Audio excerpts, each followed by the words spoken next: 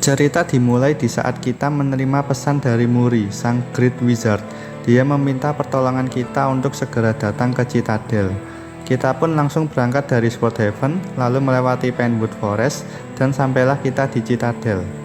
Akhirnya kita bertemu dengan Muri. Dia sangat bersyukur karena sang pahlawan muda telah sampai, karena dia sudah menunggu lama. Dia berkata bahwa dia telah meloloskan diri dari cengkraman Grand Inquisitor, sang pemimpin Inquisitor yang menganiaya semua orang yang bisa menggunakan magic, alias para mage atau penyihir. Dia juga memerintahkan para Crusader dan sesama Inquisitor untuk membersihkan wilayah ini dari para penyihir. Muri juga bercerita bahwa para Inquisitor berpura-pura baik. Mereka mencuci otak semua orang, mulai penduduk desa, wali kota, sampai para raja. Tapi Muri tahu kebenarannya. Sebelum meloloskan diri, dia pernah ditampar menggunakan ikan dan sampai menggunakan slime ungu. Selain itu, dia pernah disiksa dengan cara digantung kebalik dan wajahnya dimasukkan ke dalam ember berisi keringat ors. Para Inquisitor menyiksa semua orang yang bisa menggunakan magic, mulai dari healer, mage, wizard, sampai para witch, dan berkata ke para warga bahwa magic itu adalah hal yang buruk. Muri ingin balas dendam, dengan salah satunya mengalahkan para prajurit Inquisitor dan Crusader. Kita pun langsung bergegas dan mengalahkan para Inquisitor. Sembari bertarung, kita juga menyelamatkan para penyihir yang disiksa di sepanjang jalan. Dan sampai kita bertemu dengan kapten dari Inquisitor tersebut dan berhasil mengalahkannya. Lalu kita melihat adanya aliran sihir disalurkan ke dalam kastil tempat Grand Inquisitor berada. Kita pun bergegas menyelidiki hal tersebut, akan tetapi dihadang oleh seorang Crusader. Kita pun bertarung dengannya dan berhasil mengalahkannya.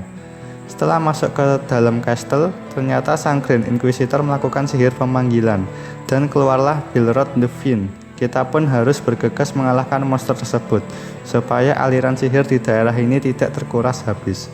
Setelah berhasil mengalahkannya, tibalah kita bertarung dengan Grand Inquisitor. Pertarungan sengit pun terjadi, dan berhasillah kita mengalahkan Grand Inquisitor. Setelah semua selesai, kita segera pulang ke Swordhaven, dengan melewati gua yang barangkali kita bisa menemukan harta karun di dalamnya. Akan tetapi kita tersesat di dalam gua tersebut, sampai tidak bisa menemukan jalan keluar. Saat masih tersesat di gua, kita bertemu dengan salah satu Fiend, yaitu Deathhead.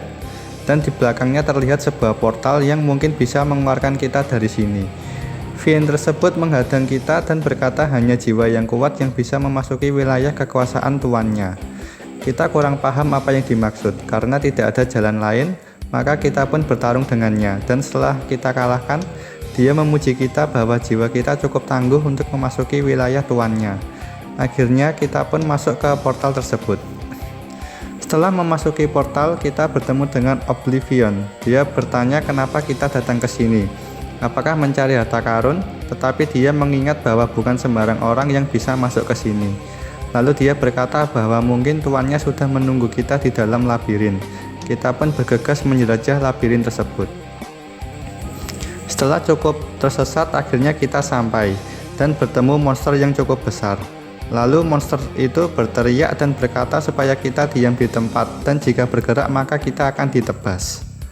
Lalu kita pun diam di tempat, dan ada monster bayangan kecil. Dia terheran-heran mengapa Nulgat belum menebas-nebas kita. Ternyata yang di hadapan kita bernama Nulgat, sang Abyss General, Fiend of the Underworld. Nulgat berkata bahwa dia telah mengawasi kita sejak awal dan melihat kita menjalani semua rintangan dengan mudah. Nulgat memberitahu kita bahwa kita pasti tidak tahu apa arti dari tantangan yang sebenarnya dan mengatakan bahwa kita masih lemah. Dan Nulgat pun menawarkan kita sebuah kekuatan dan tentu saja ada harga yang harus dibayar. Lalu Nulgat menawarkan sebuah kontrak kepada kita. Jika kita menandatangani kontrak tersebut, maka semua item-item kuat akan menjadi milik kita. Kita juga boleh menolaknya, akan tetapi tantangan yang akan menanti tidak mungkin untuk diatasi. Jadi kita pun menandatangani kontrak tersebut supaya menjadi lebih kuat meskipun kita tidak tahu isi kontrak tersebut. Nulgat pun menyambut kita dan berkata jika kita banyak mengeluh maka dia akan menghiasi ruangan ini dengan organ-organ kita. Nulgat berkata bahwa ada banyak sekali gemstone dan relik yang mengandung sebagian kecil kekuatannya. Jika kita bisa mengumpulkan itu, maka kita bisa membuat senjata-senjata dengan kekuatan yang besar. Nulgat juga berkata bahwa alam ini merupakan rumah bagi para Fin. Jika kita ingin menemukan item-item kuat, kita bisa menjelajahi alam ini, dan mereka pun nanti akan bermunculan. Lalu ada sebuah kekuatan yang bernama Archfiend. Kekuatan itu berasal dari Abyss itu sendiri. Jika kita menginginkan kekuatan tersebut, maka kita harus mendatangi Oblivion, dan nanti kita akan ditempatkan di camp pelatihan paling menyiksa. Berikutnya ada kekuatan yang bernama Void High Lord. Nulgat berkata bahwa itu merupakan prajurit terkuat di negara ini, dan masing-masing dikaruniai sebagian dari kekuatan Nulgat. Dan kita diperingatkan bahwa prosesnya akan sangat menyiksa. Akan tetapi jika kita siap, maka kita disuruh menemui Void High Lord di dalam gua. Akhirnya kita pun berlanjut menjelajahi gua atau alam ini. Pertama kita bertemu dengan Kasparilla. Dia mengajak kita untuk bermain game dengan imbalan item-item yang mengkilap.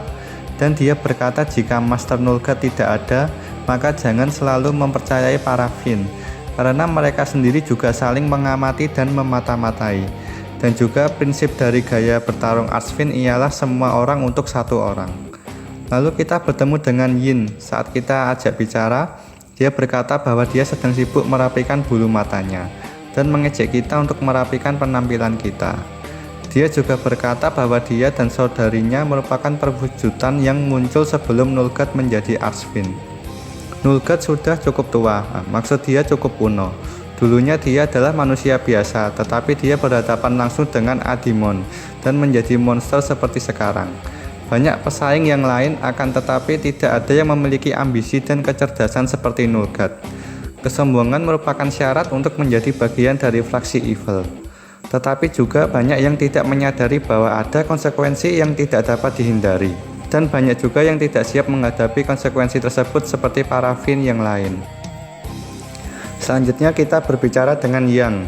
Dia berkata bahwa mata uang dalam jual beli di sini tidak hanya gold, tetapi juga favors atau bantuan. Yang lanjut berbicara bahwa Nulgat bukanlah orang pertama yang berhadapan langsung dengan Fin God atau Dewa Iblis. Banyak pesaing di masa lalu yang dikunyah dan dimuntahkan oleh Fin God. Para Protectors of Good pernah mencoba menghadapi Adimon, tetapi mereka tidak mau membuang sisi kemanusiaan mereka seperti yang dilakukan oleh Tuan Nulgat. Selanjutnya kita berjalan dan bertemu dengan Swindlebeard. Di sana terdapat Will yang jika ditranslate berarti Miltonius, yaitu salah satu ilustrator AGW yang membuat Nulgat dan fraksinya. Swindle merupakan seekor sniffle dan supplier dari Nulgat. Dia berkata bahwa betapa baiknya Nulgat mengizinkan dia untuk bekerja dengannya dan berbisnis di sini. Dia sama sekali tidak tertarik dengan kotak atau kardus seperti sniffle pada umumnya. Dia menyukai barang dan sumber daya yang aneh dan unik yang menjadi minat dia. Dan dia bersedia menukar harta karun yang berharga untuk itu. Roda keberuntungan ini adalah ciptaan dia sendiri. Roda ini memungkinkan kita memilih salah satu barang bagus secara acak. Dia juga berkata bahwa dia mempunyai beberapa informasi rahasia tentang barang-barang yang mungkin kita peroleh dari Nulgat, baik melalui misi ataupun kontrak. Setelah berkeliling lagi, kita bertemu dengan Jadzia, seorang Nation Lore Master. Dia berkata apakah kita mau membantunya dalam studi kami, karena Nation Lore Master bukan hanya juru tulis tetapi juga ilmuwan dan penelitian di Nation. Semakin banyak kita belajar tentang diri kita sendiri, The Abyss, dan master kita Nulgat, semakin baik kita dapat melayaninya. Untuk bisa membantu sepenuhnya, kita harus memahami dan menghilangkan ketidaksempurnaan dan kekurangan yang mengganggu wilayah kekuasaannya. Tidak peduli berapa banyak yang harus dikorbankan selama itu sebanding, karena seseorang tidak dapat membuat telur dadar tanpa memecahkan beberapa telur. Jadzia juga berkata, untuk membangun nation yang lebih kuat, kita harus mulai dari bawah ke atas. Ketika yang lemah menjadi kuat, yang kuat dipaksa untuk tumbuh lebih kuat, agar mereka tidak menjadi lemah sendiri. Di pasukan Archfiend, Makai adalah yang terlemah dari yang terlemah. Namun dengan sedikit dorongan ke arah yang benar, mereka mungkin memiliki potensi untuk menjadi jauh lebih kuat. Jadzia juga berkata, para penghuni Abyss semuanya telah mendengar kisah tentang Finshard, akan tetapi hanya mereka yang paling dekat dengannya, termasuk aku yang mengetahui detail keberadaannya. Jika kita dapat mempelajari dan menguasai kristal yang menyimpan kekuatan besar dari Adimon, Fractionation akan dapat menghancurkan semua yang ada di lore dalam waktu 2 minggu. Akan tetapi Jadzia bertanya-tanya kenapa Tuan Nulgat enggan mengizinkan kita mengaksesnya. Jadzia juga bercerita tentang Taro sang Deathmaster.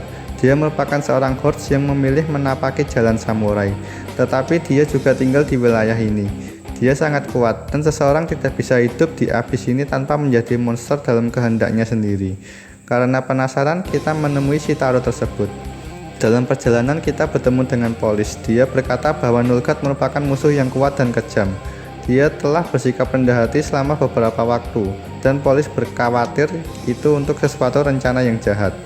Lanjut berkata, Police bisa memurnikan benda-benda yang sudah tercemar dan dapat memberikan kekuatan cahaya pada beberapa item. Lalu di sebelahnya kita bertemu dengan Bamboozle, seekor Snivel yang membawa monster batu. Dia berkata bahwa batu tersebut adalah temannya yang bernama Crack. Semua orang tahu bahwa dia suka makan batu dan mineral. Akan tetapi jika kita membawakan dia gemstone yang memiliki kekuatan, dia akan merasa berhutang budi dan dia akan menggunakan kekuatannya untuk membuatkan kita perlengkapan khusus. Selanjutnya kita bertemu dengan sang pemimpin dari Void High Lord. Dia berkata bahwa jika kita memiliki kesanggupan yang tinggi, maka kita akan mampu mendapatkan kekuatan Void High Lord tanpa bersusah payah. Di sebelahnya kita bertemu dengan seorang manusia yang bernama Z, sang Blood Paladin. Dia berkata bahwa Paladin adalah salah satu prajurit lore yang paling ganas. Mereka hanya perlu dididik ulang sebelum mereka siap melayani Nulgat. Dia juga berkata bahwa Z merupakan sang legenda pengrajin senjata dan baju besi untuk Evil Army, yang sangat terkenal di kalangan semua pengikut Archfiend. Akhirnya kita bertemu dengan Taro, sang samurai Horse. Lalu kita bertanya mengenai dia yang mengapa tinggal di sini. Taro berkata bahwa jiwa dia yang murni dan pikiran yang terasah memanggil dia untuk memasuki The Abyss yang berada di sebuah gua yang gelap. Gua itu terasa seperti berubah-ubah, seperti yang kita alami sebelumnya. Lalu sampailah Taro di depan sebuah portal yang seperti kita alami sebelumnya. Portal tersebut memancarkan kekuatan yang sangat gelap dan penuh kebencian, seolah-olah portal tersebut memiliki perasaan sendiri. Taro pun memutuskan untuk tetap maju. Setelah memasuki portal, dia merasa bahwa dunia ini bukan di lore. Lalu Taro pun diganggu oleh monster-monster kecil yang buas yang sangat mirip dengan Moglin. Namun tidak ada Moglin yang haus darah, dan yang kita ketahui bahwa itu adalah Makai. Melanjutkan perjalanan, Taro bertemu dengan sosok berjubah yang tidak tertarik untuk berbicara dengannya. Jika bukan karena aura gelap yang sangat kuatnya, mungkin dia berasumsi bahwa tidak ada makhluk sama sekali di balik jubah itu. Dan juga bertemu dengan seseorang yang bernama Carnage. Carnage berkata kepada Taro bahwa ruang waktu ini dibuat oleh Archfiend yang berkekuatan besar bernama Nulgat. Taro merasa tidak asing dengan nama Nulgat. Dia pernah membacanya dalam kitab suci lama. Dia pun terus melanjutkan perjalanannya sampai bertemu dengan Nulgat. Mereka pun bertarung dan Taro pun bukan tandingannya, sesederhana itu. Namun Nulgat membiarkan Taro tetap hidup. Tawanya Nulgat yang menggila masih terngiang di kepala Taro. Nulgat menyegel Taro di alam ini. Taro dijadikan bahan hiburan untuk menghadapi para prajuritnya untuk selamanya. Tapi Taro yakin bahwa ini bukanlah akhir. Pasti ada jalan keluar dari sini, dan dia akan terus mengalahkan para prajurit sebanyak mungkin. Jadi kurang lebih begitu cerita mengapa Taro tinggal di sini. Kita pun tidak bisa membantunya karena yang menyegel dia adalah Nulgat sendiri. Kita pun melanjutkan perjalanan dan bertemu dengan Carnage, sang Blood Void. Dia berkata bahwa jika kita ingin selamat dari misi Nulgat, maka kita harus meneliti terlebih dahulu apa yang akan kita hadapi. Dan Carnage sendiri mendapatkan misi untuk mengajari hewan peliharaan Nulgat, yaitu Dark Makai. Lanjut perjalanan, kita bertemu dengan seseorang yang bernama Lae, sang Archfiend Warlord. Dia meminta kita untuk beristirahat karena kita terlihat kelelahan. Dia juga mempunyai banyak informasi dan senjata yang bisa kita dapatkan. Akan tetapi tidak hanya emas dan berlian, Lae juga menginginkan jiwa segar yang manis sebagai transaksinya. Setelah cukup beristirahat, kita pun keluar dari realm tersebut dan kembali ke Sword Heaven.